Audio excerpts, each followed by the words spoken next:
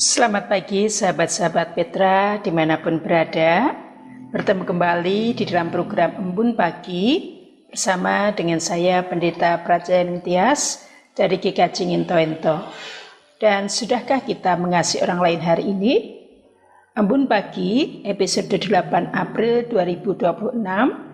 Bersama kita akan merenungkan bagian firman Tuhan dari Mazmur 118 ayat 1 sampai 2, kemudian dilanjutkan ayatnya yang ke-14 sampai 24. Dalam tema besar, menceritakan kebaikan Tuhan. Namun terlebih dahulu, sebelum kita bersama-sama merenungkan bagian firman Tuhan hari ini, kita satu di dalam doa terlebih dahulu. Mari kita hening sejenak untuk kita mempersiapkan hati dan segala sesuatu dalam kehidupan kita untuk kita datang di dalam firman Tuhan. Kita hening sejenak.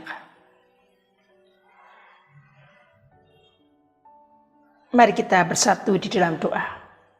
Tuhan Allah yang penuh kasih, yang maha baik, pagi ini kami bersyukur karena Tuhan memberikan kesempatan kehidupan kepada kami sekali lagi. Kami datang kepadamu Tuhan di dalam embun pagi dari Radio Petra. Saat kami bersama akan mendengarkan firman-Mu, Tuhan berkati, Tuhan berikan hikmat-Mu, sehingga kami benar-benar mampu memahami, mengerti dari setiap firman yang Tuhan berikan di pagi hari ini. Sehingga firman-Mu menjadi kekuatan, semangat untuk kami melakukan segala karya dan tanggung jawab kami di hari ini. Demikian juga hamba-Mu yang akan menyampaikan kebenaran sabda firman-Mu. Tuhanlah berikan hikmat, baik di bibir, pikiran, dan yang dikatakannya. Biarlah itu sesuai di dalam kehendak-Mu. Terima kasih Tuhan.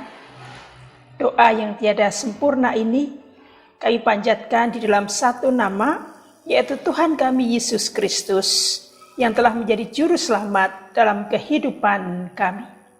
Terpuji nama-Mu Tuhan dari kini hingga kekal selamanya. Amin. Ayat nats kita terambil dari Mazmur 118 ayatnya yang ke-17 yang demikian isinya. Aku tidak akan mati, tetapi tetap hidup untuk menceritakan perbuatan-perbuatan Tuhan. Amin. Sahabat-sahabat Petra, ayat 17 ini memang tidak berdiri sendiri. Dengan artian, ayat 17 berkaitan erat dengan ayat-ayat sebelumnya. Maka, jika ayat ini mengatakan untuk menceritakan perbuatan-perbuatan Tuhan, lantas perbuatan yang bagaimana? Sampai pemazmur kemudian juga mengungkapkan ia akan tetap hidup. Pasti ada pengalaman yang telah dilalui oleh pemazmur sehingga berkeinginan untuk bisa menceritakan perbuatan-perbuatan Tuhan. Dan memang ini berkaitan dengan perjalanan hidup yang dilalui bangsa Israel. Saat bangsa ini dalam perjalanan dari Mesir menuju tanah perjanjian, banyak tantangan, hambatan yang menghadang mereka. Bangsa-bangsa yang tidak menghendaki Israel bebas, merdeka. Bangsa-bangsa lain tidak menyukai hal tersebut. Bangsa Israel seakan-akan dikepung dari segala arah, dimusuhi, dihadang, dihambat, supaya tidak sampai pada tanah yang telah dijanjikan oleh Allah. Seperti yang juga dinyatakan pada ayat yang ke-13. Aku didesak dan didesak supaya jatuh. Ini yang kemudian dirasakan oleh bangsa Israel. Tetapi Tuhan menolong aku. Ayat 13 ini sangat nyata sekali.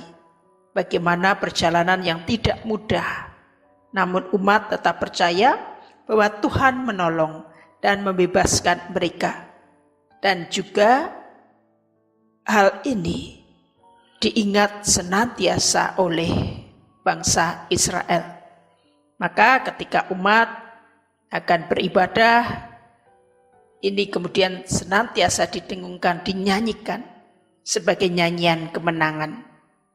Umat mengingat apa yang pernah mereka alami dan mereka meyakini bahwasanya Tuhan tidak pernah meninggalkan mereka, tidak meninggalkan umat untuk dalam kehidupan derita, umat yang dikasihi di dalam kehancuran, umat yang senantiasa dikasihinya, disayanginya, tetap akan dilindungi dan diberi pertolongan. Tuhan melimpahkan berkat-Nya bagi orang-orang pilihannya. Maka melalui bangsa Israel terus bertekad untuk bagaimana menceritakan perbuatan-perbuatan Tuhan yang telah mereka terima. Minggu Paskah pertama ini kita juga diajak mengingat kembali perbuatan-perbuatan Tuhan Allah dalam Sang Kristus Yesus yang telah memberikan hidup kepada kita. Dia yang telah menjadi hinaan, dicemooh oleh banyak orang, namun pada kesudahannya dialah Sang Penyelamat manusia melalui jalan sengsara, mati, dan melalui kebangkitannya. Dia yang menolong, menyelamatkan kita dari dosa-dosa. Saat mengingat hal itu semua, apa yang kemudian kita lakukan? Apakah kita telah menyatakan kehidupan kita di dalam kebaikan-kebaikan Tuhan? Apakah hidup kita juga telah menyatakan kebenaran-kebenaran bahwa hidup itu urip iku urup? Bagaimana hidup yang benar-benar bermanfaat, hidup yang benar-benar menyatakan kebaikan-kebaikan Tuhan. Jika hidup telah kita terima dari Kristus, saat ada beban, saat ada persoalan-persoalan berat, saat kemudian bisa jadi kita difitnah, dibenci, dimusuhi, diolok-olok karena iman percaya kita. Apakah kita juga masih bisa menceritakan perbuatan-perbuatan Tuhan yang luar biasa, menolong, memberkati, menjaga, merawat kita? Biarlah hidup kita bisa menceritakan kemuliaan Tuhan. Untuk segala sesuatunya Tuhan yang menjaga kita. Kita satu di dalam doa. Segala puji dan syukur Tuhan kami aturkan atas segala berkat dan kasih setiamu, sehingga kami boleh memahami, mengerti, merenungkan bagian sabdamu, firmanmu hari ini. Jaga kami senantiasa Tuhan, untuk kami bisa menceritakan kebaikan-kebaikan Tuhan dalam kehidupan kami hari lepas hari.